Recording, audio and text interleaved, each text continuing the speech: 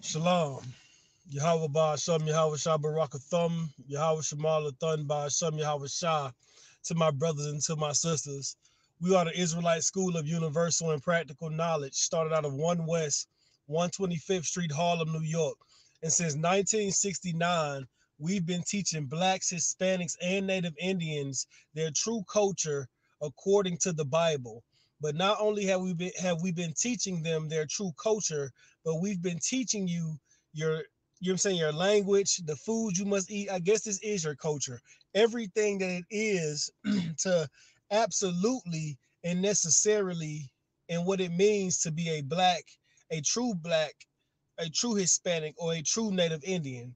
We come from the lineage of a man named Jacob, whose name was changed into Israel. And from there, we grew into 12 tribes. He had 12 sons, and those 12 sons grew to be 12 tribes of Israel. Those 12 tribes today have been broken down into what you would call the so-called blacks, the so-called Negroes, or whatever you want to call it, African Americans, the so-called Hispanic tribes. That's the Brazilians, the Puerto Ricans, the Native Indians, all of those. I mean, excuse me, the Brazilians, the Puerto Ricans, etc. You understand? All of the islands, any of the brothers that are scattered abroad, North, Central, and South America. And we also have our brothers that are a part of the Caribbeans, that are a part of the 12 tribes of Israel and the Native Indians. But also, I want to bring in a guest, excuse me, real quick. Let me add this brother in. Hey, Shalom, y'all. Shalom. Yahweh Bashem, Yahweh Shabbarakatah. What's going on, Naki? How you feeling? How you feeling? Doing good, sir. How about yourself? Man, Most High in Christ, Most High in Christ. Super Tawab, Super Tawab. Ready to get this class started, ready to get it done, ready to get it knocked out. Because we got a heavy, of course, it's always a heavy topic. You know how they go. You know what I'm saying? But we're going to be touching on Daniel chapter 2 and Daniel chapter 7 today. Hey, Officers of Baccarat, what you had going, man? You had anything that you wanted to bring up before we get started today? Oh, law, sir. Man, bet. You know what I'm saying? I just want everybody to understand what's going to be going on. So as we breaking this thing down, we're going to be going throughout the Bible to show you exactly also what it means for America today. You understand? Because this vision that Daniel had over 2,000 years ago, you understand, broke down the the um the countries that would rule after King Nebuchadnezzar would rule. And he broke it down all the way to a T. And now it brings us to a place called modern day Babylon, a place called modern day Sodom and Gomorrah, a place where the Lord says that the sins have filled up and they have reached up unto heaven. And so now this place, whatever it is, must be destroyed the Right. same way America is. And guess what? I mean, the same way Babylon is. And guess what has to happen? That means that the people that are at the bottom, they're going to have to get together, and they're going to have to start to rule and have to start to govern themselves, because governments are about to start falling, thus saith the Most High God. And there will Right. be only one way to actually maintain, and that'll be the reason why we having this class today: brotherhood. So this is what Daniel gave us. All the scriptures say that the scriptures was written, and say aforetime for our learning, so that we may have, say, the knowledge to be able to break these things down and to be able to utilize them today. That's the entire point of having these scriptures, so that we can Right. know what's going on today by the things that happened then, because everything works in a cycle. And this is what we have to understand: the nations rise and nations fall. The reason why we know about great nations like Sparta, and the Roman Empire and the Greek Empire, and and how great Egypt was and how big Sumeria was and all these places, the reason why we say was is because they fell. It's because all of these places at one time were at a peak and they were great, just like everything else in life. Everything has its peak. Think about your favorite basketball player, your favorite football player, your favorite rapper. Think about your life itself. It has a peak. They say sometimes some people peak in high school. You understand? And they never get any better than that. But this right here is what you must have to understand. Just as those things peak, this nation and all nations must peak. And right now it's looking like America is at its peak. But I want to show y'all something, because this is how the Lord deals, right? When the Lord deals with nations, we're dealing with quote unquote race or so-called race. Because the Lord says, I want to get there real quick. If you could, I want to find this scripture. I don't think I can click off of here. What is it, sir? It's in the Apocrypha. It's I think it's a second Esdras, or what is it when it says after Esau comes Jacob? All right, Connor, that's second year to 69. Yeah, can we get that? Can we get that to start this off? Just to be able to, you know what I'm saying, touch on this real quick. Okay, this is the book of second Ezra, chapter 6, verse 9. For Esau is the end of the world, and Jacob is the beginning of it that follows. One more time. For Esau is the end of the world, and Jacob is the beginning of it that follows. This is what I want everybody to understand. For Esau, this is what I mean by the Lord is dealing with race. Or when I say that the Lord, excuse me one second, y'all. Excuse me one second. Let me just go and put this up.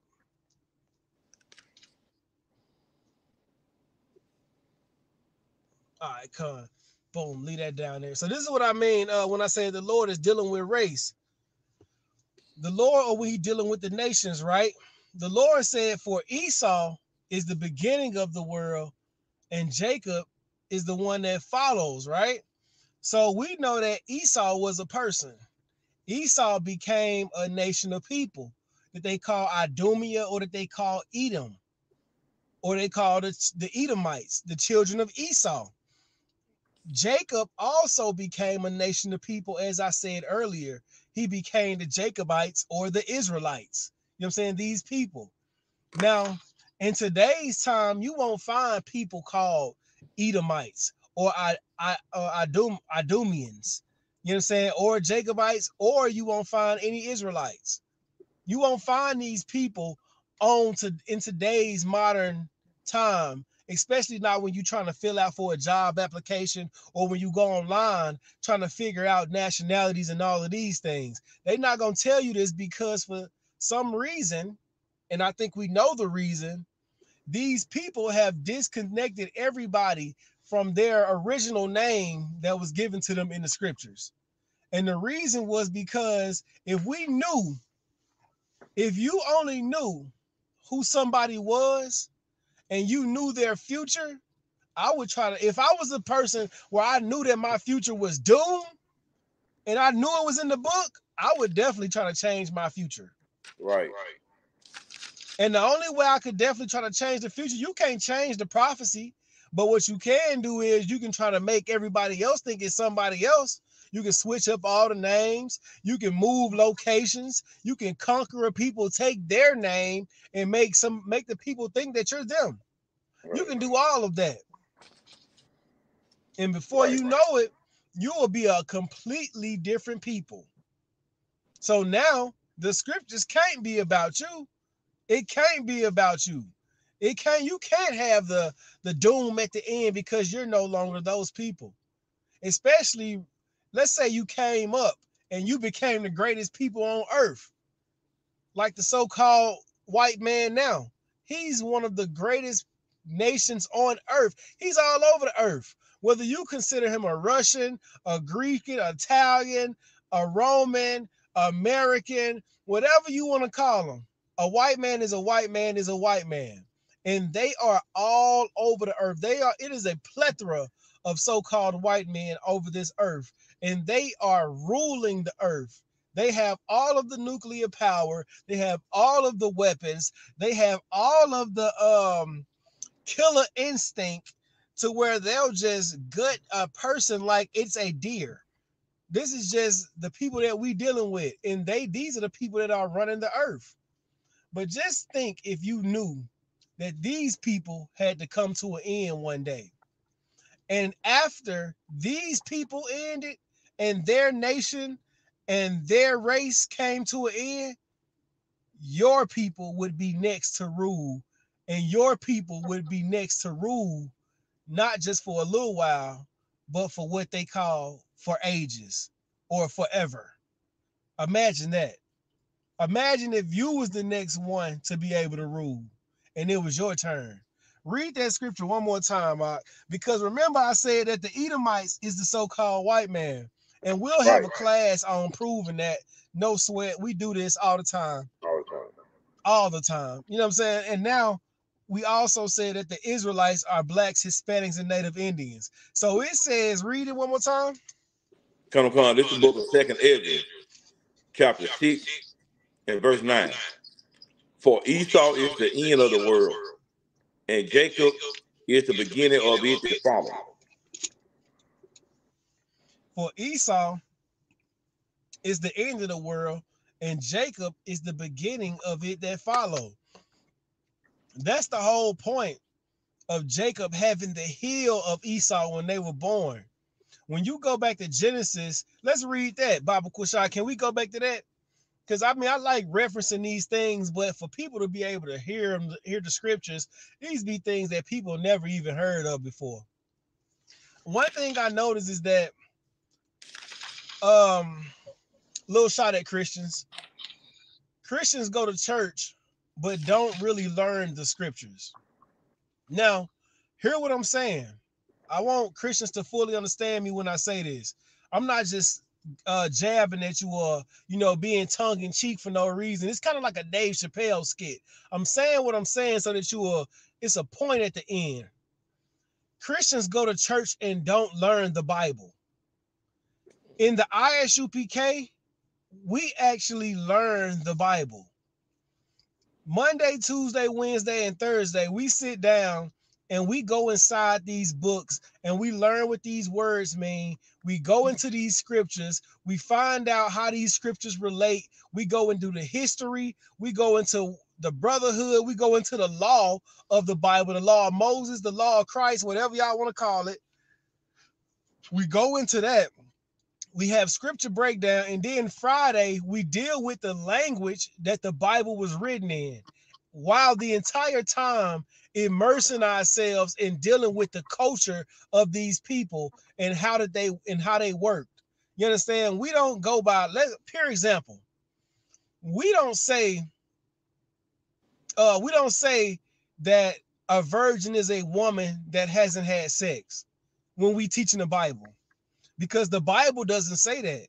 The Bible strictly says that a virgin is a young marriageable woman. She could be a woman that has had sex or hasn't had sex. This is the culture of the Israelites. You understand what I'm saying?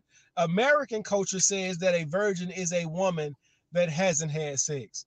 We break this entire thing down from the perspective of the Israelite. And that's our point. So now, let's like I said, let's go back to Genesis chapter. What we at? Genesis chapter what? 25 and 23. Chapter 25 and 23.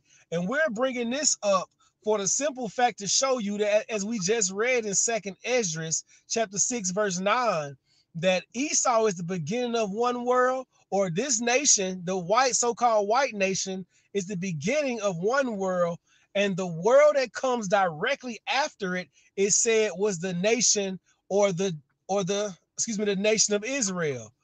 Esau is first, Jacob comes after. And right after he rules, we have to rule. And once we rule, we gonna hold on to, you know how they say we got next, and we gonna hold court. We gonna hold a court for the entire time. Nobody else gonna get a chance to ball once we get on the court. That's just the way it's gonna go.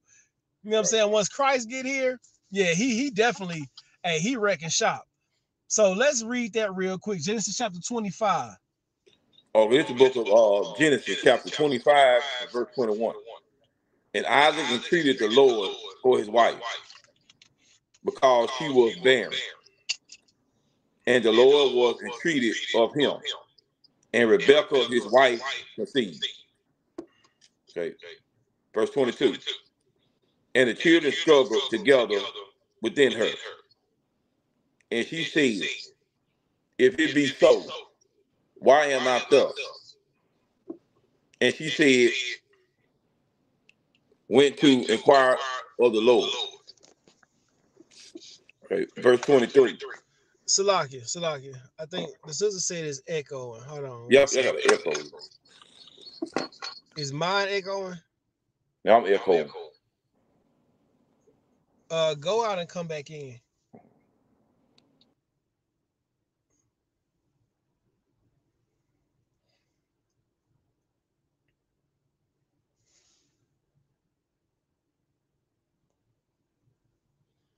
The water says, appreciate that.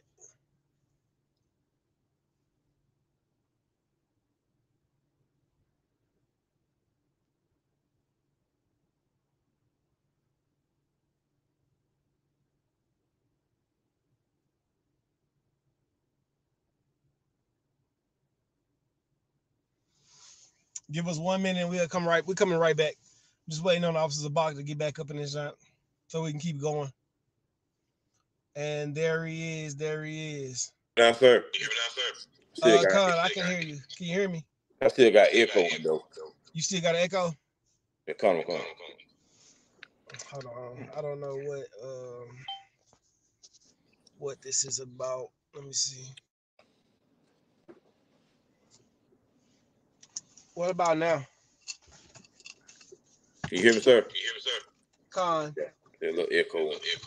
Still an echo? Yeah. Hold on.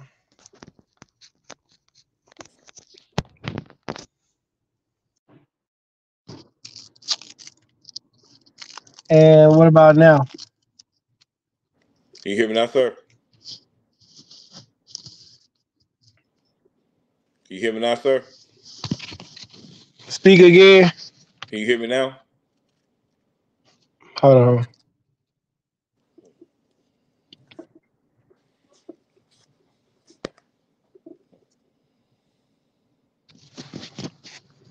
Give me 1 second, black people. 1 second.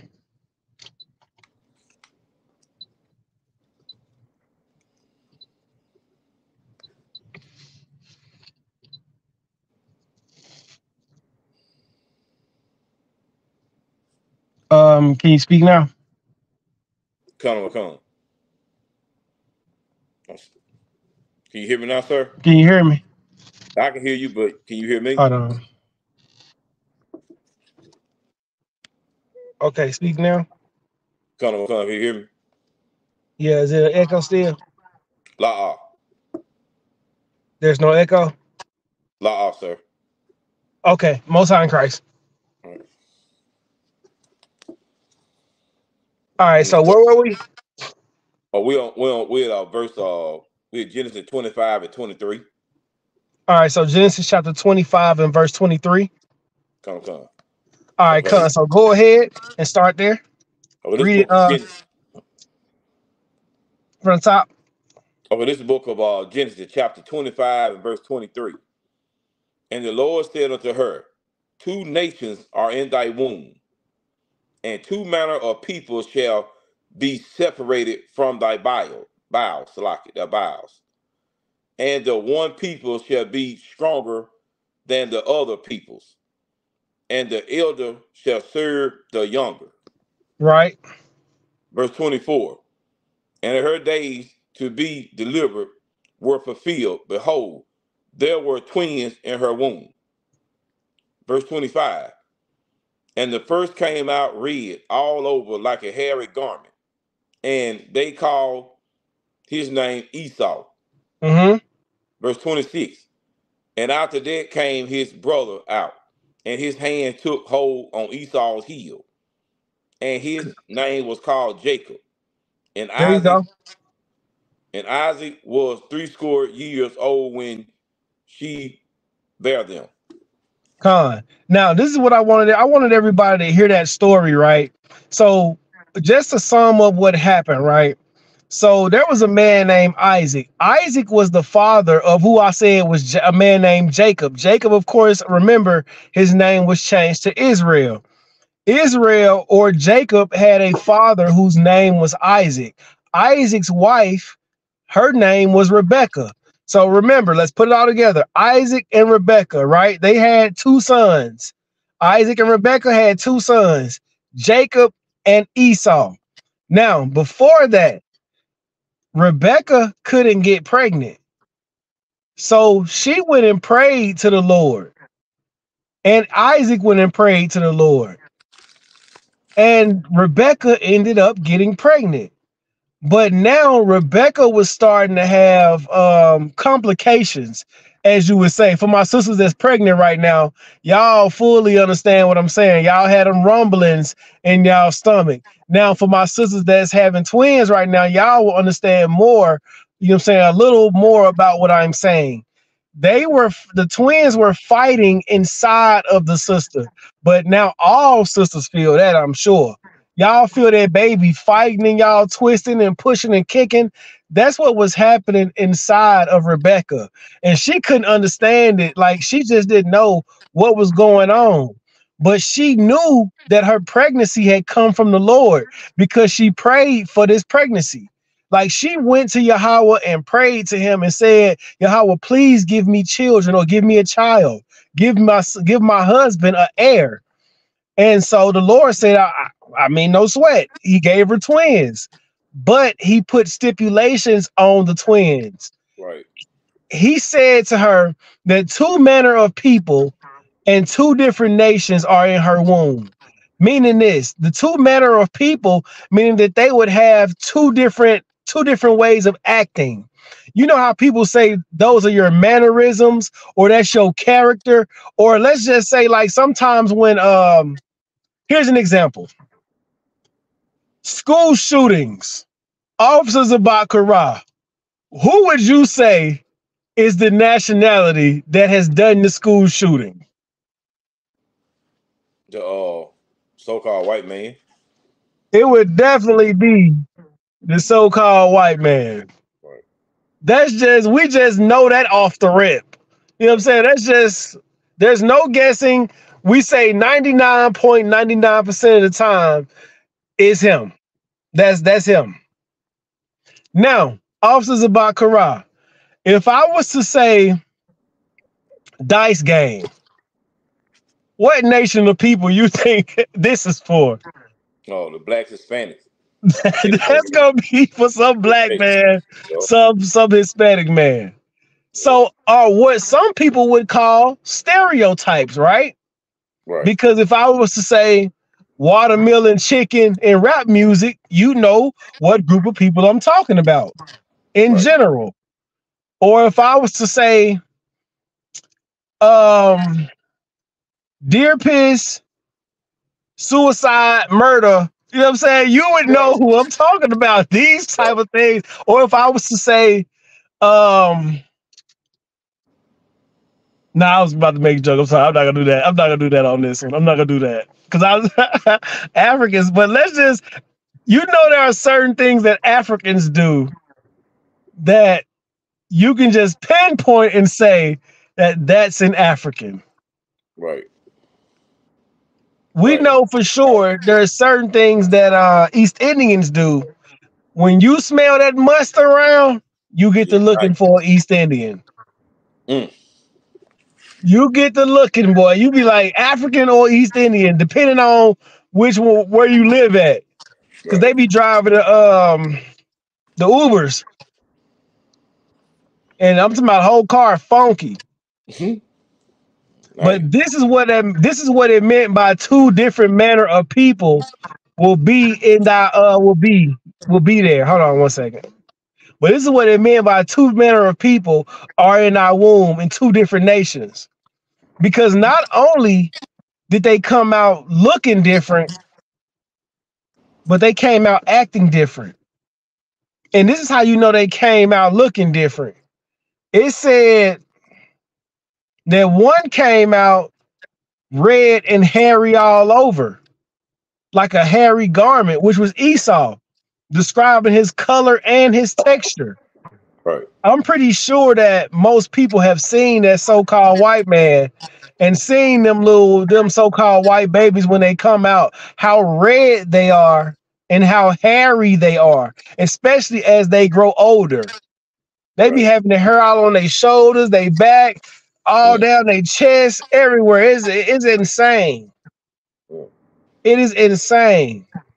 That image of that caveman that used to play for Geico commercials, that was the exact equivalent of who those people are today. That Yep. picture of everybody go look up the Neanderthal ancestor. And they try to say that that monkey looking thing with all that hair all over it is where people come from. Good night. Now, the scriptures say that every kind has its own kind. Every kind is made after its own. Every monkey after the monkey, every human after the human, every fish after the fish. You know what I'm saying? Every cricket after the cricket. That's what I thought. I didn't think I had to evolve. I didn't think Darwinism evolving from the ape was where we came from. Mm. I thought we just came from humans.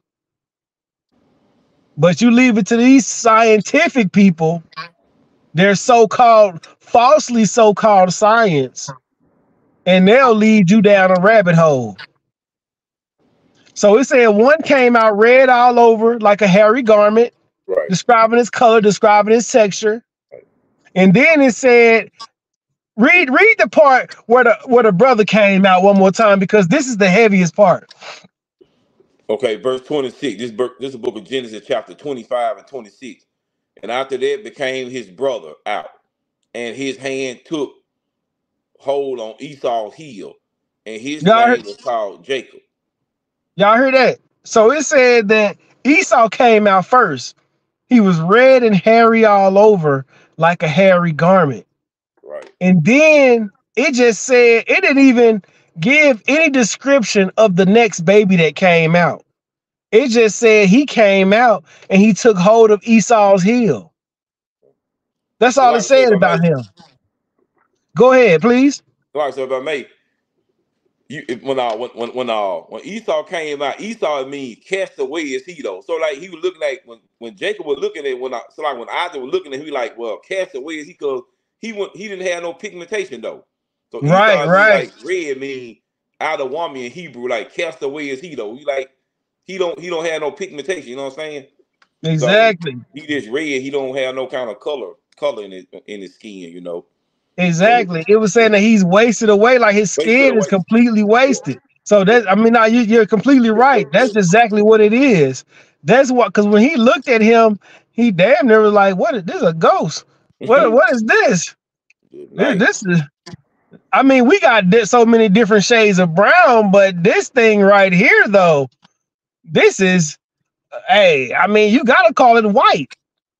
Yeah. This is what I mean. This was something like they have albino children, but to see this thing right here that was born, it was something else. It was red and hairy all over, but at the same time, his father called him Esau, which was just like the brother said, which means that he was casted away or wasted away with his skin. Like this was a pale bastard. Mm. If they, I mean, the mother, the face only a mother could love. That's what it was. But then it, like I said, it brings out the next child, which was Jacob. And it didn't even describe Jacob. And it didn't describe Jacob for the simple fact to let you know that Jacob looked like everyone else. Right. But Esau was something different. He was something different. His mannerisms, everything, it was just something about this child. And as you go on later on in the story, you find out that Esau was just can't get right. Right. He literally, his father told them, do not marry anyone from amongst these people. Don't marry no Canaanite daughters. And what was the first thing Esau went out and did? He went out and got him an African. He went out and got him a Canaanite. And his father hated it. Isaac was mad as hell. Right. He was so upset. But what could he do? What could he do? His son was disobedient child, never listened. But at the same time, Isaac loved him because he went out and he caught deer. He went and caught, he made venison.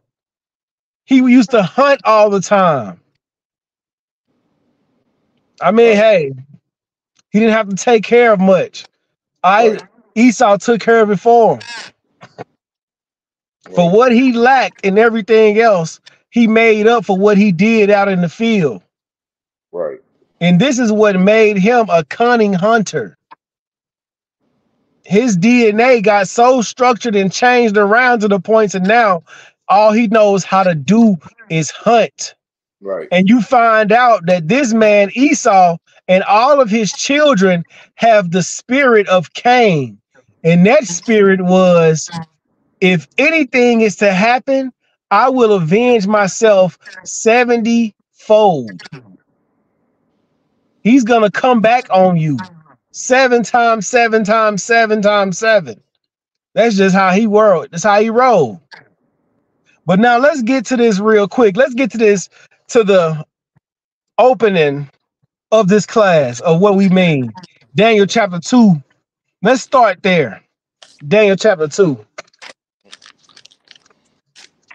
We still good on the echo? You Yeah, get turn up a little anything bit. back? No, I don't get. I ain't getting no reverb back. Okay, most high in Christ.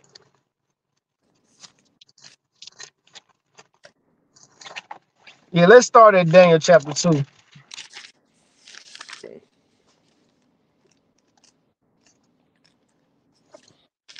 We can start at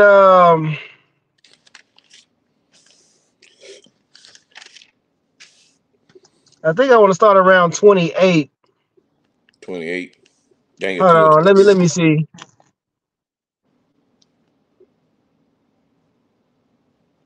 We can start at 31. I'll just Okay. catch everybody up to speed. All right, so this is Daniel chapter 2. We're gonna start around verse 31. But just to summarize everything, to summarize it all, the king Nebuchadnezzar, he had a dream, right? And his dream scared him so bad that he woke up out of his sleep and instantly called all the wise men, all the magicians, everybody that he thought had some kind of knowledge, some kind of like know all. And he called everybody together. And not only did he ask them something that was impossible, he asked them something that no one would ever be able to figure out ever in life. He told them, I had a dream, but I forgot what the dream was. So I need you to tell me what the dream was that woke me up out of my sleep and scared me. And I need you to interpret the dream and tell me what it meant. Now, this is, I mean, come on now. This is the demand of the king. This is what he said. He had a dream. So he pretty much asking these people to read his mind. That's what he asked for them to read his mind and tell him what he dreamed and decipher the dream for him. Now we're up to speed right here on verse 31. Oh, excuse me, real quick. Those people couldn't do it. And so because they couldn't do it, he had all of them executed. And now he comes to Daniel, who's about to be executed next. So he says to Daniel the same thing. I had a dream, scared the hell out of me. I woke up. I don't remember the dream, but I need you to tell me what the dream was and decipher the dream, or you die. Daniel said, hey, man, I need a little more time. Let me go to the Lord. Let me go and pray. Let me get all my Hebrew friends, all my Israelite friends, and we going to pray about it. And I'll come back and I'll let you know something. And now, verse 31 is where we are. Officer Zabak, will you please do the honors? All right. This is the book of Daniel, chapter 2 and verse 31. And it reads, Thou, O king, sawest and behold a great image. This great image whose brightness was excellent, stood before thee, and the form thereof was terrible. Verse 32. This image head was of fine gold, his breast and his arms of silver, his belly and his thighs of brass. Verse 33, his legs of iron, his feet part of iron and part of clay. Verse 34, thou sawest till that a stone was cut out without hands, which smote the image upon his feet that were of iron and clay, and break them to pieces. Verse 35, then was the iron, the clay, the brass, the silver, and the gold broken to pieces together, and became like the chaff of the summer threshing floors, and the wind carried them away, that no place was found for them. And the stone that smote the image became a great mountain and filled the whole earth. Go ahead, last verse. Okay, verse 36. This is a dream, and we will tell the interpretation thereof before the king. Con. Now, this is Daniel chapter 2, verse 31 through 36. Before we go into breaking this down, can we please go to Daniel chapter 7? Okay. Let's go there really fast. Start at verse 1.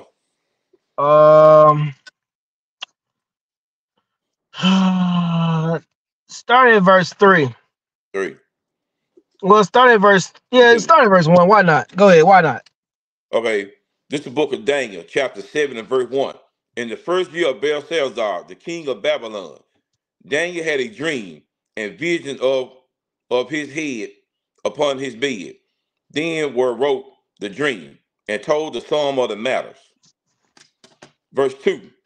Daniel spake and said, I saw in my vision by night, and behold, the four winds of heaven strove together, so like a strove upon the great sea, and the four great beasts came up from the sea, diverse one from another. Verse 4, the first was like a lion, and had eagle's wings.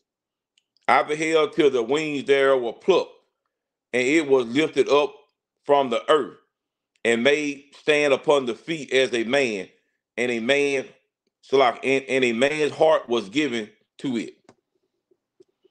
Okay, verse 5. And behold, another beast, a second like a bear, and it raised up itself on one side, and it had three ribs in the mouth of it, between the teeth of it. And they said thus unto it, arise, devour much flesh. Okay, verse 6. After this I beheld, and lo, another like a leopard, which had upon the back of it four wings of a fowl. The beast, the beast had also four heads, and dominion was given to it. All right, you can stop right there. So now, this is only three beasts of the four that we're gonna explain. Now, the reason why I asked him to stop right there is because I'm gonna just give you the fourth beast. The fourth beast, well, I'll just read it. It says, after this I saw in the night visions and beheld a fourth beast, dreadful and terrible and strong exceedingly, and had great iron teeth, and devoured and brake in pieces, and stamped the residue with the feet of it, and it was diverse from all the beasts that were before it, and it had 10 horns. So this fourth beast, just remember what I want y'all to remember out of this part is when it says that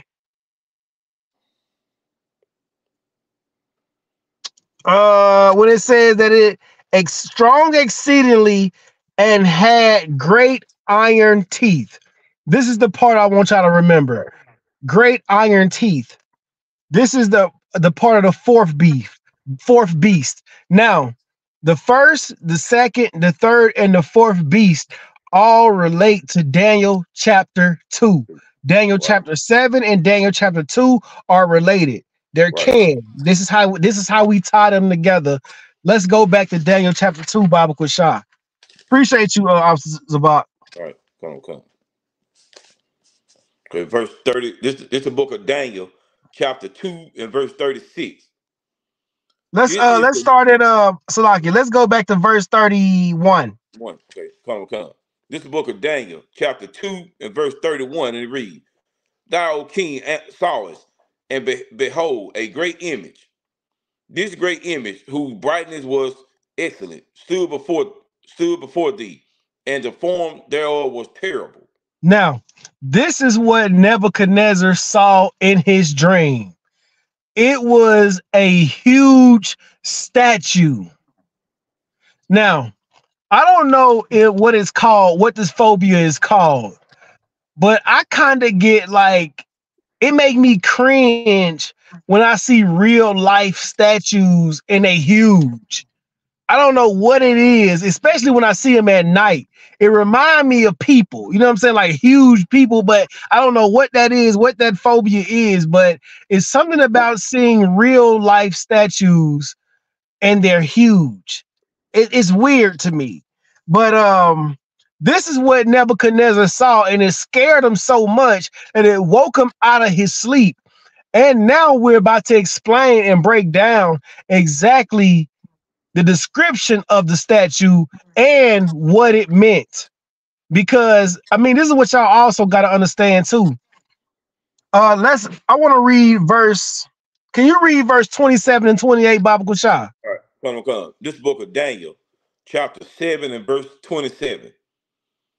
Daniel answered in the presence of the king and said, The secret which the king hath demanded cannot the wise men, the astrologers, the magicians, and the soothsayers show unto the king. Verse 28. But there is a God in heaven that revealeth secrets and make it known to the king Nebuchadnezzar what shall be in the latter days. Thy dream and the vision of thy head upon thy bed are these. Now that is what it is. It was a vision upon what will happen in the latter days. Now, don't I don't want y'all to spook this out and think that every dream that y'all have, you know what I'm saying, is something that is, oh my God, this was from the Lord and God was trying to show me something and put the spirit. Every dream ain't like that. The scriptures even tell you that a person that chases dreams is foolish. Don't Right. chase dreams, chase reality, because it's here right now.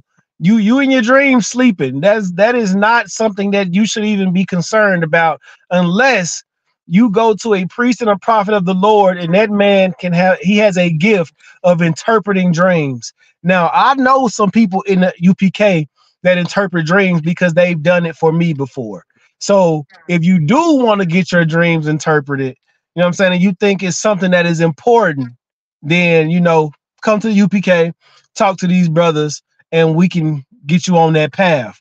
But this is what it was said, that there is a God in heaven who reveals dreams, who reveals these things, although all the magicians, all the soothsayers, everybody that the astrologers, I'm talking about people was reading the stars trying to figure out what was going on in this man's brain, and they couldn't figure nothing out. And all Daniel had to do was pray. And Right. once he prayed, he got the answer. And it was just simply a vision of what was to come in the latter days. And this is what it was about. So here's the description of it. Let's start back at verse 31, Baba Kushah. I mean, verse 32.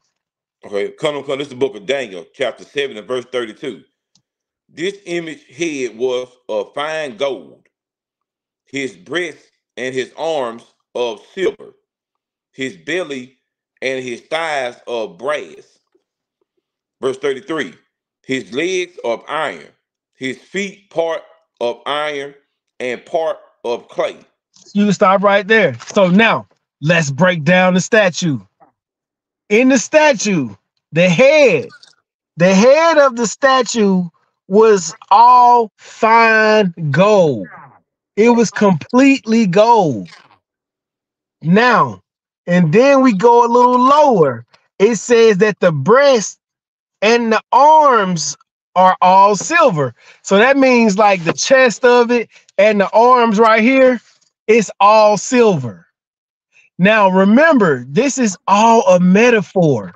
This was a Right. dream, but this is all metaphoric, and this is all a vision or a prophecy of what was to happen later. Like Daniel was breaking down something so heavy to Nebuchadnezzar. Like, I wonder how many people, if you knew when your last day was on earth, how you would live. Like, I wonder how many of us would want to know. You know what I'm saying? Like, if somebody could tell you, like, all right, yeah, you gonna live to 85, but you know what I'm saying, you can live to 90 if you go get your prostate exam. Like, what if somebody told you that? What if somebody told you, like, now your last day is gonna be in 30 days? Like, what would you do? Right. Like, how would you live your life? This is exactly what Daniel was given to Nebuchadnezzar. He went to this man and told him straight up and down, like, yo, this is what was in your dream. This is about the things that are to happen in the latter days. It's gonna happen later on, but later on don't mean, you know what I'm saying, 20,000 years from now. It gotta happen because he giving him a breakdown about what's gonna happen to his kingdom and the kingdoms right after that. So Right. hundreds of years, 1,000 years, or however it came, and y'all will find out. So the first one, the head was all gold. The arms and the chest, it said that it was silver, right? And the belly and the belly and the thighs was brass, right? And Right. then it said the legs of iron, his feet of iron and part of clay. So the feet, part iron, part clay, the legs iron, the stomach is brass, the arms and the chest is straight silver, and the head is gold. This is how that statue looked in Nebuchadnezzar's dream, and this is what he saw. And then as he was looking at the statue, it said that a rock that nobody even formed with their hands came and hit the statue at his feet. Now, this is what I want y'all to look at. Remember what the feet was made of. Everything else was made of straight, solid metals. I mean, gold and silvers and brasses and iron. But then when you get to the feet, it's mixed with clay. That's like saying it's mixed with dirt or mixed with mud, and then you got to mix with iron. Now imagine if you take something really heavy and you throw it at something that's a statue whose feet is mixed with clay and iron. And imagine what's going to happen to that statue. It's over. The entire thing is going to come down. And this is what happened when it said that a rock formed, it struck the feet at the statue, and then that rock formed into a mountain and became a great mountain and filled the whole earth. Now, I want y'all to just bear with me and keep up with me now. Keep up with me. Remember how we read at the beginning, in the first scripture that we read was Second Ezra chapter 6, verse 9. Officers of Baccarat, will you please read that one more time? Come, sir. This the book of Second Ezra, chapter 6 and verse 9. For Esau is the end of the world, and Jacob is the beginning of it that followeth. Now, this is how I'm going to put all of this together. This statue that Nebuchadnezzar saw in his dream, it was nation after nation Right. after nation after nation. So it was one nation coming after another one, but conquering the nation before, and then the nation after that conquering the nation before, the nation after that conquering the nation before. And that is what this entire statue was about. It was about one kingdom rising, one kingdom falling, one kingdom rising, one kingdom falling, all the way until you get down to the feet. And then that rock that hit the feet was also a kingdom. And it hit the feet and destroyed the kingdom. And Right. then that rock grew into a mountain and filled the whole earth. Now, y'all, if you have spiritual powers and you understand what I'm saying, then you will understand that Esau is this foot that is mixed with clay and iron, and Jacob is this rock that Right. hits the feet and becomes a great mountain and grows and fills the whole earth. Right. Because after Esau comes Jacob. Now, this statue right here breaks down all the kingdoms that came right before you could even get to Jacob having his kingdom after Esau. This is like a hellified movie. This is one hell of a movie.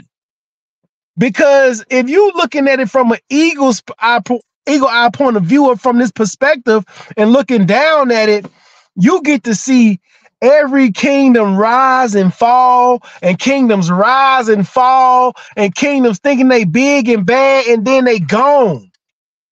And then it's all leading up to the climax, which is Jacob having his kingdom, which is the Israelites ruling, which is them same people that y'all called slaves being the kings of the earth. That's a hell of a movie. Mm. That is one hell of a movie. If I could, let's read let's go ahead and go into the breakdown on what each one it is. We're gonna be bouncing between 2 and 7, chapter 2 and chapter 7. What Daniel 7? Yeah, Daniel chapter 7, and hold Daniel chapter 2 for me. Okay. Cause we're gonna read them slow. So like we're just gonna go through like the head of gold, and then we're gonna jump to Daniel chapter 7 and explain what it is and who it is. Okay, calm. Hold on, give me 1 second, because also Daniel tells who each person is. Yeah, I got all this, sir. You got it? You know, in Daniel 7, Most High in Christ. Yeah, I yeah, got it. yeah. I'm locked and loaded. All right, righteous. Hell yeah. Good look. I also got All the three right, so E's we too. can let's start at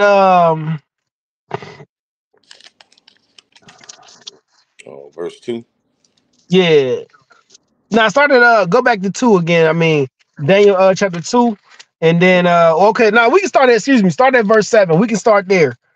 I mean Okay. chapter 7, and we can start at the one where you were saying, because we can break it down. So we on the head of gold on the statue of Nebuchadnezzar. Right. The head of gold on the statue of Nebuchadnezzar is where we are. Okay. And read verse, what is it? 7 and 1. It's gonna We be gonna get straight to it. 4. Daniel 7 and 7 and 4. 4. Yes, sir. Okay. This is the book of Daniel, chapter 7 and verse 4. The first was like a lion and had eagle's wings. And I beheld to the wings thereof were plucked, and it was lifted up from the earth, and made stand upon the feet as a man, and a man's heart was given to it. Now, in this story, Daniel is telling King Nebuchadnezzar about the power of the Most High God. And he's breaking down this statue and all the meaning of it and all the glory and in the entire nine. Right. Now, Nebuchadnezzar remembers the dream, and he says that Daniel was 100% right. And he started to fear the Most High God which is over all of everything. But just like a heathen, Nebuchadnezzar, oh, how soon we forget. And he completely said, forget all that Daniel said. I'm king. I'm the one that made this kingdom. I'm the one that made it the way it is. I'm the guy. And he completely forgot about our power, Yahweh. That's what he Right. forgot. So then Daniel told him straight up, you are going to crawl on your knees like an Right. animal Eat for grass. 7 years and eat grass and babble, and no one is going to ever understand you. He said, you're going to pretty much go insane out here for 7 years. Right. And then after 7 years, your mind and your heart gonna return to you, and you're gonna stand on your feet like a man, and you're gonna remember the Most High God, and you are going to say, I am so sorry for what you did. That's what Daniel prophesied to him.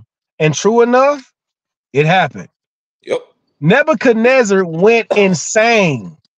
He was in the temple or in his kingdom one day, in his castle, whatever the hell they had, walking on the top tier, and something came over him, and he went completely mad.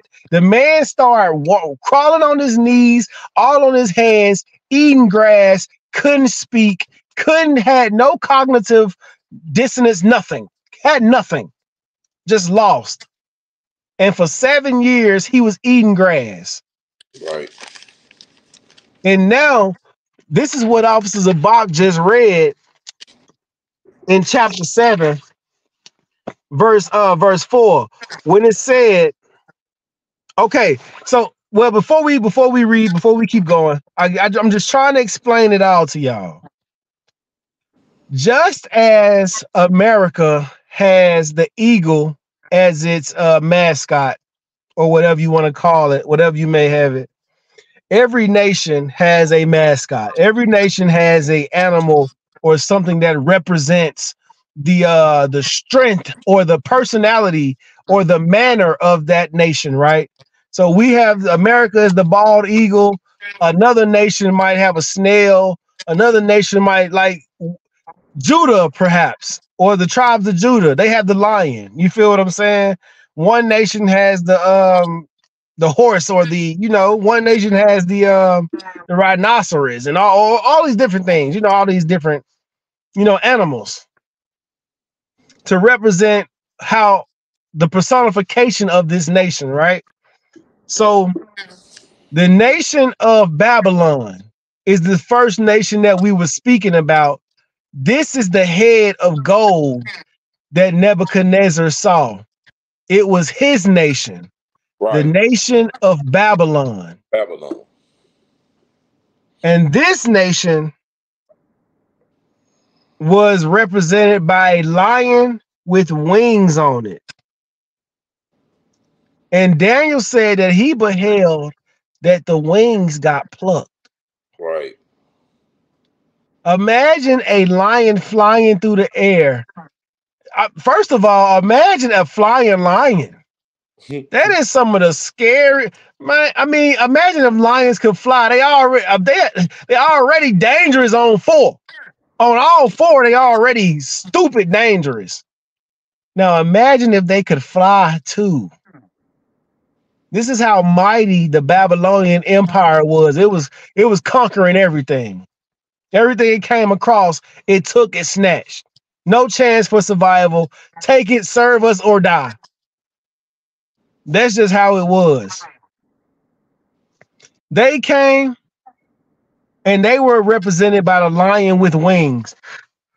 It said the wings got plucked and it was lifted up from the earth and made to stand upon his feet like a man. And the man had a heart, and it was given a man's heart. Wisdom. It was given that wisdom. Right. That's an excellent point, Officer Zabak. Excellent point. Because this is what you learn when dealing with the Most High. Wisdom. Because you learn what first of all, what is wisdom? It's experience. Right. You learn when dealing with the Most High, what you can and what you cannot do. You learn it real fast. Because the Lord like to put on you what we call a spanking. And his punishments, when this is how bad the punishments go. They hit unto the third and the fourth generation. That's how hard he punishes. Your grandkids feel that whooping that you just got. Right. That's how hard the Lord hit. He whoop you and your grandkids feel it. So this is what Nebuchadnezzar had to deal with. He thought he was so big, so bold, so mighty, so bad, so tough that he said that I'm the one who made this kingdom what it is. I'm the one who deserves all the glory. This is the issue that I had with that I have with the other gods of the other nations. This is the issue I had with the other gods of the other nations. They don't respect their gods. They say the hell with their gods. They talk bad about their gods. Their gods have sex with each other. Their gods have human-like characteristics. Their gods fight with the humans. They sleep with the human women. They get drunk. They get high. Their gods do everything. This is the issue that I have with their gods. So now you have people who say, like, what was the dude Frank Ocean said? What's a god to a king? Or what's a god to a non-believer? That's what these people, they didn't believe in their gods. Our God made you believe in him. You didn't want to believe one way? No sweat. He'll glorify himself in another way to where you would have no choice but to see it, whether it was on time or whether it was too late. Oh, but you saw it. You ended up seeing it though. And that's the way that it works with the Most High God. Right. And this is what he was saying about Nebuchadnezzar. So this beast was put down and given the heart of a man and given his wisdom because he learned how to deal with the Most High there from that point on. After them 7 years of crawling around, just think about how it feels to be trapped inside of your own mind, inside of your own body, like you in the sunken place. It's like you can't get out. You crawling around knowing that you want to stand up. And the whole time you saying to yourself, God, I know you're real now. I know you're real now. But for 7 years, it's already been prophesied that you stuck like this. No matter what you trying to do, somebody got to wipe you. They got to wipe your mouth. They got to feed you. You eating grass. You literally, as a grown man, got to eat grass. No nutritional value. You probably done lost weight. You can't shave. You're stinking. You ain't taking a bath. And you were the king. You ruled the country. You went from that to being a child. Right. To being worse than a child. To being a beast of the field. You were like the cattle. That's a hard one. Yikes. So like it. You got anything you want to add? I know I've been going for an hour. You rocking it out. Most High in Christ. All right, so we went for this gold head. The gold head, everybody, we remember, write it down. It was the kingdom of Babylon. The kingdom of Babylon. And the kingdom of Babylon ruled from 605 to 539 BC. 605 to 539 BC, before we got to the second beast that took down the kingdom of Babylon. Let's get to that one. Daniel chapter 2 again, please, Baba Kushai. Okay. No, Salaki. We ain't got to go back to Daniel chapter 2. We ain't got to go back. We can stay in 7. We can stay in 7. All right, this is the book of Daniel, chapter 7 and verse 5, and it reads, "And behold, another beast, a second like to a bear, and it raised up itself on one side, and it had 3 ribs in the mouth of it, between the teeth of it. And they said thus unto it, Arise, devour much flesh." Now, this is the second beast. This second beast, remember, this was the chest and the arms of silver. The Right, chest and the arms of silver. Now, this is what, in case y'all ain't caught on yet, also, this is what is happening. It is supposed to get stronger as the metal is supposed to get stronger as we progress down this body. But right, what we end up finding is it really gets weaker. This is right, what happened because literally the next kingdom that comes after Babylon, which is the one that raises up like a bear. If you go back and do your research on what kingdom, ancient kingdom had the bear, you will find out that from 539 to 331 BC, it was the Medo-Persians. right. Now, some of y'all might remember this by like the people that conquered the 300s or 300, the Xerxes and all them yeah, people. yeah, You know what I'm saying? So they go to war with those folks. yeah. If I may, sir, Con. when it said the 3 ribs in the mouth of it, between the teeth of it, and they said thus unto it, Arise and devour. Those 3 ribs, that was King Cyrus, King Darius, and King Xerxes. There you Those, go. yeah, those was 3 kings. When it said, but the 3 ribs in the mouth of it, Con. yeah, So those are the 3 kings that ruled the Medo-Persians, right? right. Con. So these 3 kings, they are the ones that conquered all of these lands after the Babylonians. Right. And I believe they were like grandfather, father, and son or something like that. Yeah, it was Cyrus and King Darius and King Xerxes.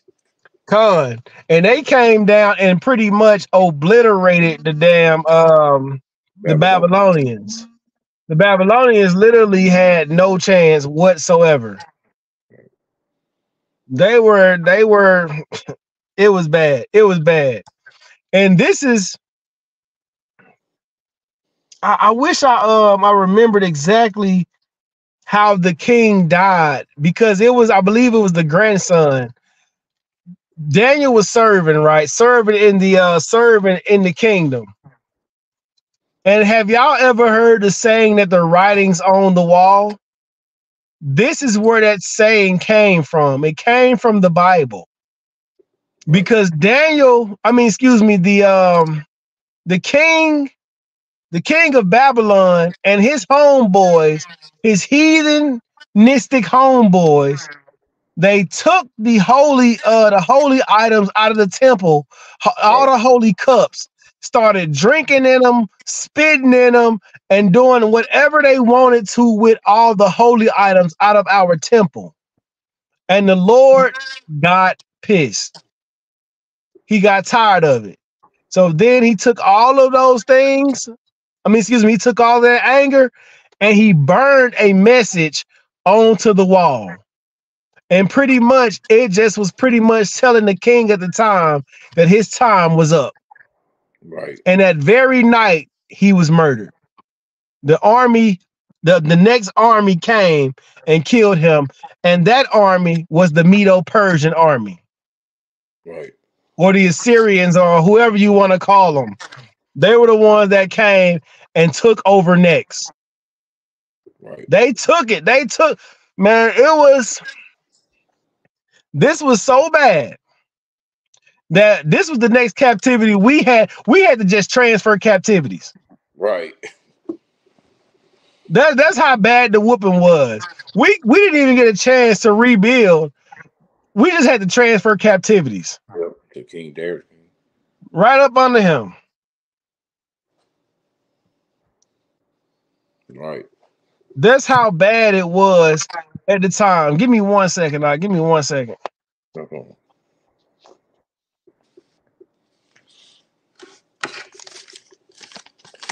Yeah, but like I said, we were talking about on Daniel 7 and 5. Like I said, the three reels and the mouth of it, that was, like I said, that was King Cyrus, King Darius, and King Xerxes. Because during the time when we was in captivity, all through captivity when Solomon had sinned, we went into captivity up on these other heathen peoples though. Like I said, like the Babylonians and the Persians and these other two empires we're gonna get into when also Barack Obama come back in. But like I said, we teach this Bible to the blacks, Hispanics, and Native American Indians, for we can gather ourselves together and get back on and come as one people up on the Yahweh Shai. And that's why we break these scriptures down for y'all to get an understanding. Because like I said, you don't get this out the Christian church though. So we my other one back, so we're gonna get finna breaking it down though. So, Got the water. Now, Most High in Christ. And this is what y'all gotta understand. Like what Officer Bach was saying was exactly right and heavy, because the only reason we even take our time to break these things down and learn these things and go through these things with y'all is so that we can all get on one accord right, and know that this was our history. These great people that we reading about, like Daniel, you know what I'm saying, all the prophets, even all the way back to Adam, Noah, Abraham, Isaac, Jacob, you know what I'm saying? All these people that we name, and these are our forefathers, and these are people that, you know what I'm saying, that's a part of our history, because black people don't have no history. You feel what I'm saying? Like, they stole our history, erased our history, took our language, took our culture, you know what I'm saying, raped our women, you know what I'm saying, unalived our fathers, did that. They did everything to us, man, to make sure that we didn't continue on in our heritage. We don't have no generational things to pass down to one another. But now we do have something. We got these stories. You know what I'm right, saying? Now we do got something. We got the power of the Most High God that can bring us back together so that we can actually repair the things that was destroyed. That's what we got. You know what I'm saying? So the reason why we even go through these stories, go through these scriptures and break these things down is so that y'all can see how great of a people that we really were. right, Because if y'all notice something, there is no nation on earth ever in history that runs properly without us. Like, it has to have some of us in it. Like, their nations, like, I'm talking about in their government. I'm talking about they would not be able to do some of the things that they do had it not been for us. Like, you go back and you talk about Europeans learning how to really clean themselves and wash and all of that. That came from black people. In the Bible, it talks about us having soap and washing rituals. Like, if we get sperm on ourselves after having sex, we the ones that came up with go take a bath, nasty nigga. That was us. right, We came up with that.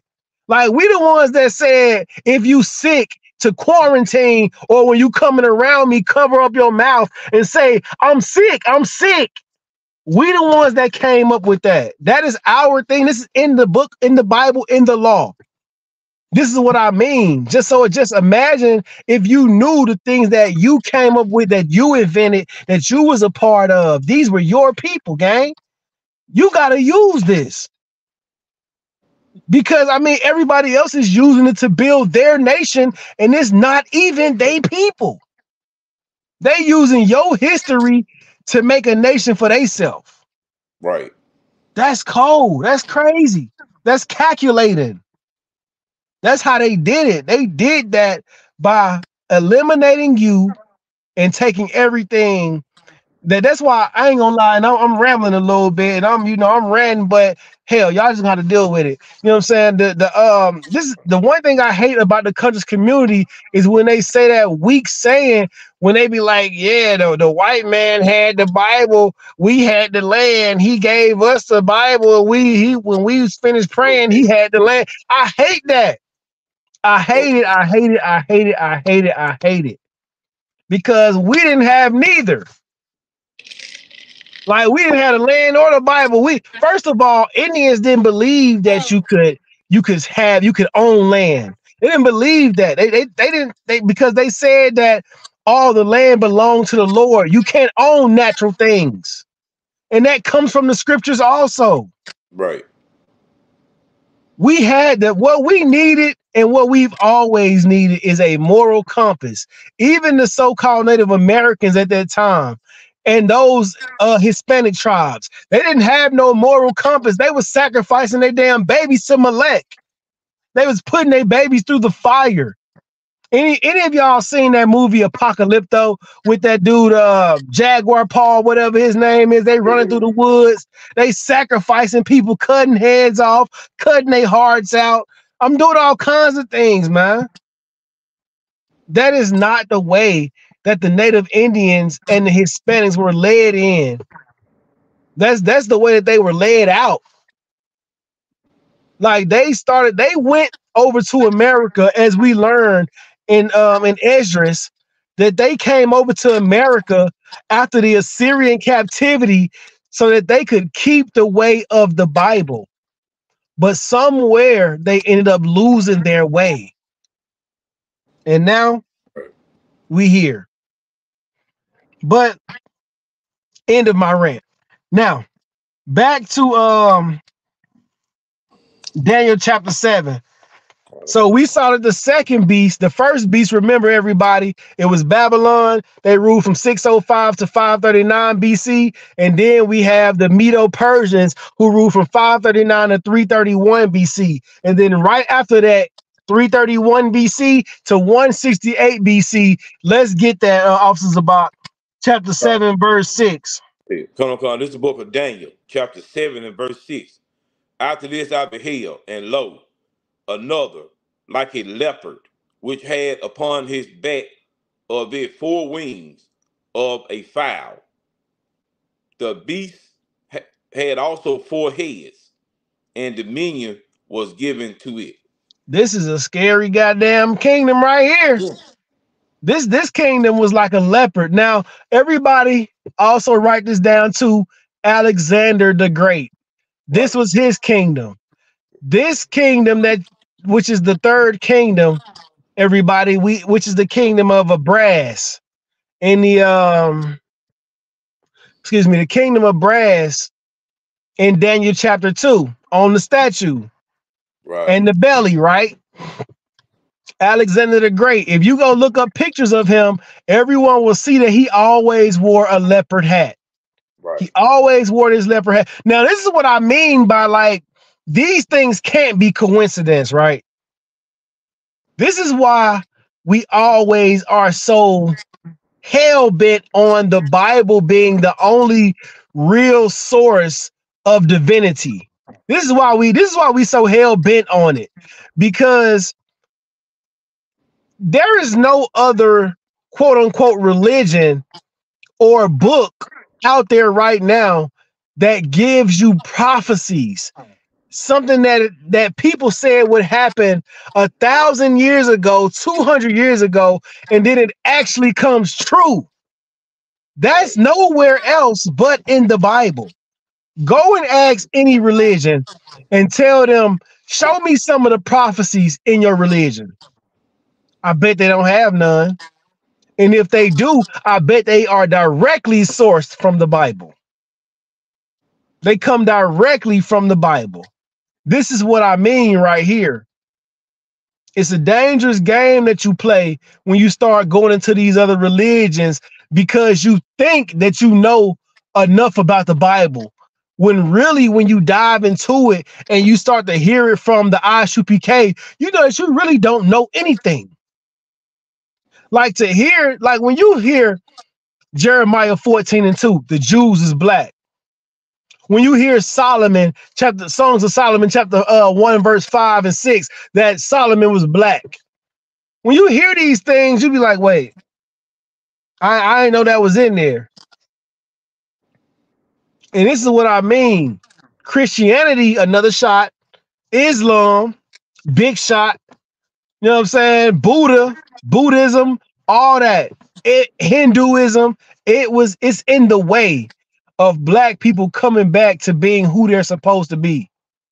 Like, the reason why we ain't got no history is because we constantly looking for a future in everybody else's platform. We always looking for a future in somebody else's religion, somebody else's culture, somebody else's way of life.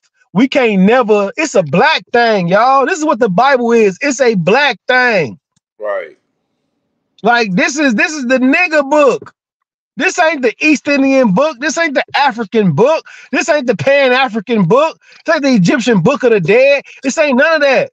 This is a book of life that is specifically for niggas, specifically for spicks and wetbacks and savages and coons. And this is who it's for. It's for niggas. Right. Porch monkeys. It's for us. This is our book right here, right here.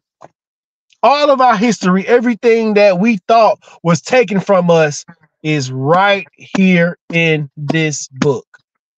It's the way to fix us. But that's what I meant by Alexander the Great.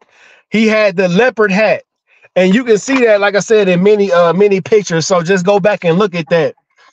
Right. One more time. Could you read that verse about Alexander? Read about the next nation. Okay. This next nation, by the way, everybody, is Greece. The third beast is Greece. Yes, sir. If I make so, you want to give like the 4 wings of the fire, and the beast also had 4 heads. Oh, please, you go ahead. Go ahead. Okay. When it said, and the beast also had 4 heads, and dominion will give when Alexander the Greek had passed away at 33 years old. He had four generals. One of them was named Ptolemy. The other one named was Cassander, and the other one named was Lysimachus, and the other one named was Seleucus. Those were the 4 generals that when Alexander the Greek had died, they took over different countries. I think Ptolemy, he took over like Egypt, didn't he, sir? Right, yeah, Ptolemy, he did. Yeah, he took over Egypt, and he's the reason why you have those white Turkish, if I could, why you got those white looking Arabs down there right now. And he's the father, or like the father of what's that white lady name? Cleopatra. Cleopatra. Everybody love that damn Cleopatra. They thought she was the baddest thing until y'all just really found out she's a white woman. Yep. That posed as an Egyptian. When the Greeks went down there in Egypt, they started tearing up all that black African, all that African meat down there. They started giving it up. They started giving it up to the Grecians. And then this is how crazy he got. They allowed the damn Grecians to put Cleopatra on the throne. She was a white woman ruling Egypt. Right. When the Grecians, they came down and put a whooping. This is what we mean by they were so strong. They this was nation crushing nation, crushing nation, crushing nations. Remember, y'all had the Babylonians. The Babylonians got overthrown by the Medo-Persians. Then the Medo-Persians got overthrown by the Grecians, by these Greeks. I'm talking about they came down and did them dirty. And y'all know, if you go back and look at some of that pottery of the Grecians, man, look, they was doing some wild stuff. Right. They was doing some wild stuff. I'm telling you, this is where things like between the Grecians and the next empire that we're about to get into, this is where things like Saint Valentine and all these people that used to go out to war and cut the hearts out, and they used to make love to their they used to have the little boys that they would train, and they would have them as their lovers. These little kids, they would sleep with goats, and they would do all these kind of different things, man. Look up everything I'm saying. Just look it up. The Greeks. As a matter of fact, I believe Peter Pan come from one of these times. Y'all look up these things, man. Mm-hmm. You'll see a man wrestling with a damn goat on his back, about to give that goat everything that he got. Like, this is what they did in them times, man. Them people was, they was some filthy beasts, man. And another thing here, if I may, you got all these black brothers and sisters and all this sorority. That was this sorority come from the Greek Empire. Thank you. They using Greek letters, right? Around here, getting drunk, having sex with each other, And that way you catch all these STDs and all this crap on, because you got it from the Greeks. All this the sorority, like the AKA and all that, the sacrifice, whatever that garbage is. It come from these people and the Greeks though. Exactly. Right. And the crazy part about it is man, it's so heavy that you say that. Two things. First of all, or three things. It's obvious that they come from the Greek, y'all, because they using Greek letters, as the brother's saying. It's a Greek fraternity, a Greek sorority. You understand? Second thing, I'm seeing so many brothers and sisters now leave them damn fraternities and sororities talking about how much witchcraft and how demonic and how like all the homosexuality that's going on in them damn places during that hazing period. I seen that video where they was making them men spit that egg in each other's mouth on down the line. I saw y'all. I seen it. I said, man, I heard them stories about how they make y'all get naked and do stuff. I heard them stories, man. Blindfold a sister. All so that you can have a connection worldwide. If I don't need it, I don't need it. I'm good. I don't need it, man. I'll pass. I will pass. I'm telling y'all, and it, like he said, it all come from the Greeks. It all come from them, man. It's demonic. Later, Alexander the Greek, they said he was a homosexual though. Thank you. You read up on the history on it. He was messing with little boys. Right. It was, and that's another thing. That saying is not gay if you're underway, but it's queer if you're impure. That come from back in that time, man. And they still use that in the Navy now. All of America's Navy and all of that was forced and framed off of these, was forced and framed off of the Greeks and this other nation that we about to read about right after this. This is what I'm trying to tell y'all. Y'all are really following a disgusting people thinking that we should be like them because they the superior people. They're the issue and the problem on why we are the way we are now. Why are we in the conditions that we in? Y'all don't ever think about that 40 acres and a mule that was promised to us that we never got. Like, think about all the things just think about how far we could be as a people. They freed us and then told us, well, you can work on the land, but you got to work for free still. How does that make sense? You can work on the land, but you got to pay me. So then by the end of the year, and it's time for me to pay you everything, they tell me, or it's time for you to pay me. You tell me I'm in the negative. You tell me because of the cost of cotton, the cost of labor, which is my labor, which is me, my hands, my feet, my back hurt. You tell me I owe you at the end of the year. And this is what I want to say about the Greek fraternities. What a lot of y'all don't know is we were slaves under the Grecians. We were slaves under the Greeks. And those Greek letters that you get burned on you, that was what the slave master used to do to the damn slaves in the Greek and Roman times. They used to brand them and burn them to let you know whose property you were. That's the point of the brand. And now we willingly and just happily take the brand and the burn. If you don't believe me, just look up everything I'm saying. LGBT on top of it. Yeah, right on top of it. They put they stamped the LGBT on top of it. That's insane. So once again, y'all, the head of gold, Babylon. The chest and the arms of silver, Medo-Persians. The stomach of brass, the Greece Empire, the Greco-Roman Empire is in the Romans is what we're about to read about now. Since I keep giving it away, Salakia. The Romans come after. Right after the Greeks, you have the filthy Romans that are the legs of this entire thing holding it together. And if y'all remember I told y'all to remember the iron part. Rome was famous and known for its iron. That's the whole point of what Rome was big for, the Iron Roman Empire. That's what it was big for. But let's go ahead and read it in the scriptures so that y'all can understand it. Okay. Okay, this is the book of Daniel, chapter 7 and verse 7. And it reads, After this I saw in the night visions, and behold, a fourth beast, dreadful and terrible, and strong exceedingly, and it had great iron teeth. It devoured and brake in pieces, and stamped the residue with the feet of it, and it was diverse from all the beasts that were before it, and it had 10 horns.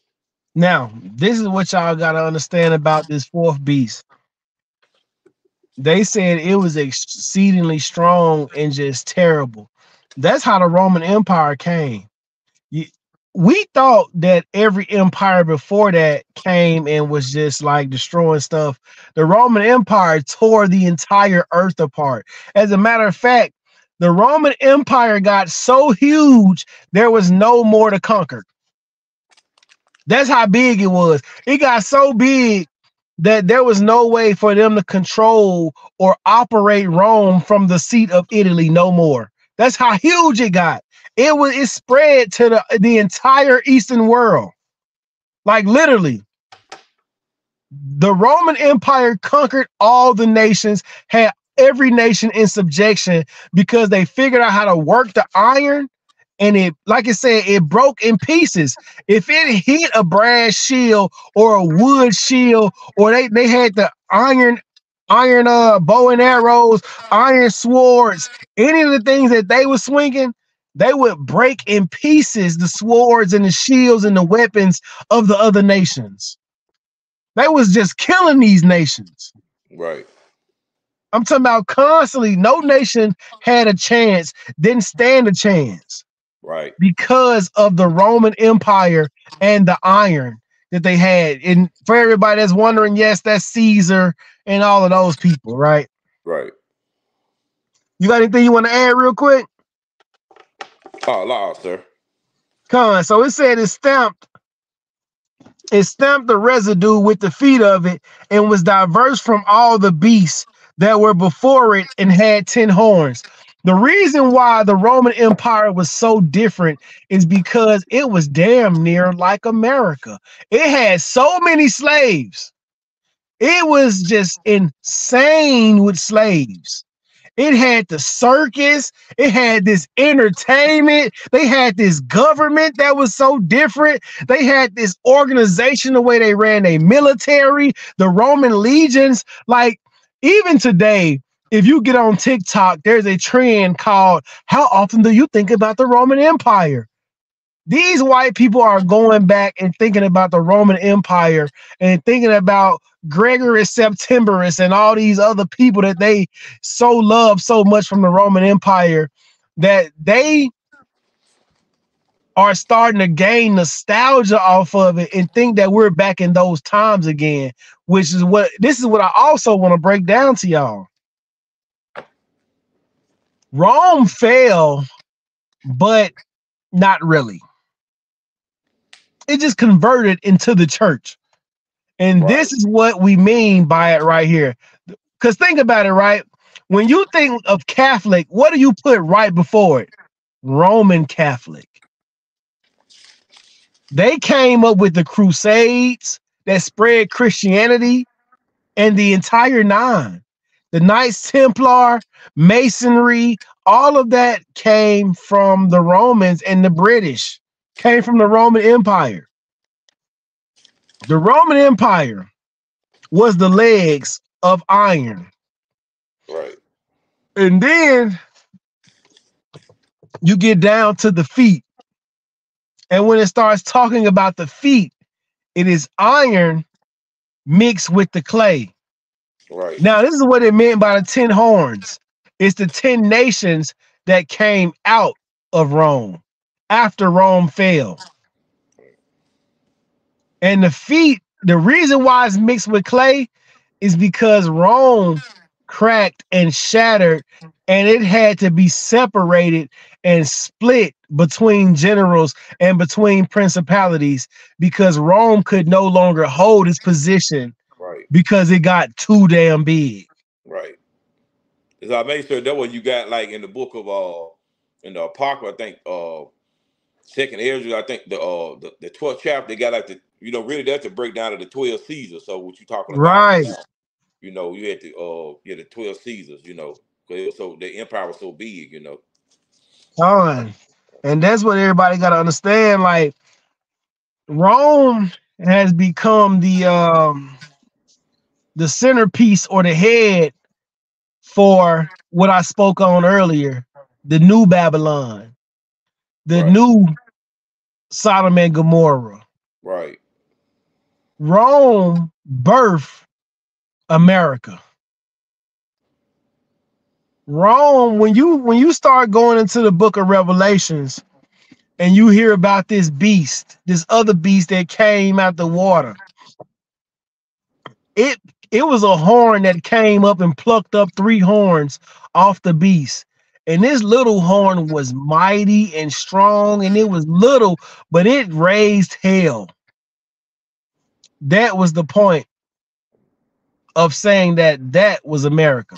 Right. Because if you think about it, that's how America came up, rebellious out Right. of Britain.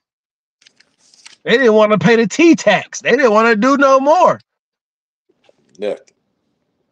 So they rebelled and became a nation of enslavers and entrapments. They started grabbing black people, selling black people right after Rome. Basic information for y'all. Rome, 168 to 476 AD, 168 BC to 476 AD. That was how long our captivity was in Rome. And of course, from there, after Rome came and destroyed Jerusalem, we ran into the mountains, ran into Africa, ran into the east, ran into the eastern part of Africa. I mean, the western part of Africa. From there, the people that left the Roman Empire became the British Empire. The British people came and snatched up the black people from off of the western coast of Africa. And here we are in America. Right. Anything you want to add, Officer Zabak? Come about May. You were talking about that Jeffrey and Terra. But you go to the book of Revelation, 13:11. It'll break down when John the Revelator seen the vision of of America. That horn you were talking about, Jeffrey and Terra. Right. Yeah, you go to Revelation the 13th chapter, 11th verse. It'll break all that down. Really, the whole book of Revelation, the 13th chapter. It'll break down from Rome into America, though, with the vision that John the Revelator seen. And That's on the right. island of Patmos. So, y'all can read into that. Then you have any problem, just just give us a call. We'll break it down for you. And that's actually on to the next point. So we can make sure, what I'm saying, we could go into chapter 7, verse 8, 9, and 10, what I'm saying, on another day. So that then this way we can also go into that Revelations and talk about how it goes from Babylon to America. Because we gave y'all the head of gold being Babylon, what I'm saying, the chest being Medo-Persians, which is that silver, and then you got the bronze, which is the stomach, and it's the Greece, the legs and the feet is Rome, but it's also fallen Rome. You know what I'm saying? And like we said, that rock that hit is Jacob. That was the point of it all. So for y'all to understand that after the Romans and that empire that was so called the Roman Empire still, because if y'all don't understand, we still pretty much under the Roman captivity. We're still under it. It just transformed into what we call America today.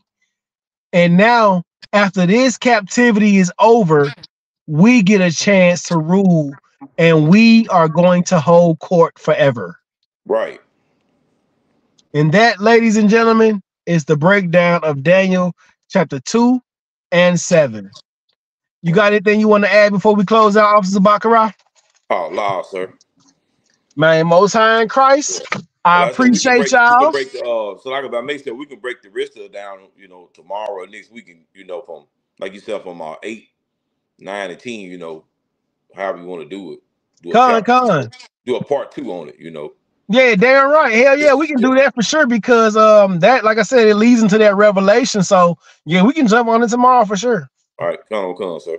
Hey, I appreciate y'all, man. Everybody be safe. To all my brothers and my sisters, Yahweh Shemal Atah Ba'Shem Yahweh Shah, Yahweh Ba'Shem Yahweh Shah Baraka Thumb. You know what I'm saying? So lock you for that. But everybody be safe. Shalom. Shalom.